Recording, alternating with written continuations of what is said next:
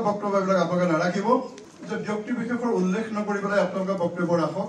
মই পুনৰ কৈছো যে এনেকুৱা বক্তব্যবিলাক আপোনালোকে নাৰাখিব আৰু এনেকুৱা বক্তব্য আৰম্ভ হলে আমি কিন্তু তেখেতৰ বক্তব্য ৰাখিবৰ কাৰণে আমি কিন্তু অনুমতি প্ৰদান নকৰিম। আমি বক্তৃতা দি আছো, আমি কি ক'ব লাগে কম। তাৰপিছত যদি আমাৰ বক্তৃতাৰ পিছত নাগৰিক সভাই কয় যে এনেকুৱা মন্তব্য নহ'ব, এতিয়া চাওক ইয়াত নিৰ্দিষ্ট এটা ৰাজনৈতিক দলৰ মানুহ ইয়াত সৰহকৈ আছে, ইয়াত এটা ৰাজনৈতিক দলৰ মানুহ বেছিকৈ আছে আৰু এখন এটা ৰাজনৈতিক মই সেইকাৰণে সভাৰ পৰা ওলাই আহিছোঁ কাৰণ এটা ৰাজনৈতিক দলৰ পৃষ্ঠপোষকতাত এখন সভা হৈছে, শিৱসাগৰত প্ৰকৃত নাগৰিক সভা হোৱা নাই। স্পষ্টকৈ ক'বলৈ নাই, আপোনালোকে ভিতৰত চালে সভা ত্যাগ কৰিছে। আৰু এটা কথা শুনক, নাগৰিক সভা কি হ'ব? নাগৰিক সভাত সকলোৱে মন্তব্য শুনিব লাগিব, এখন ৰাজনৈতিক সভাহে হৈছে আৰু সেইকাৰণে মই ত্যাগ কৰিছোঁ আৰু প্ৰকৃত নাগৰিক সভা অনাগত দিনত শিৱসাগৰৰ জ্যেষ্ঠ মানুহখিনিয়ে দিব বুলি মই আশা ৰাখিছোঁ।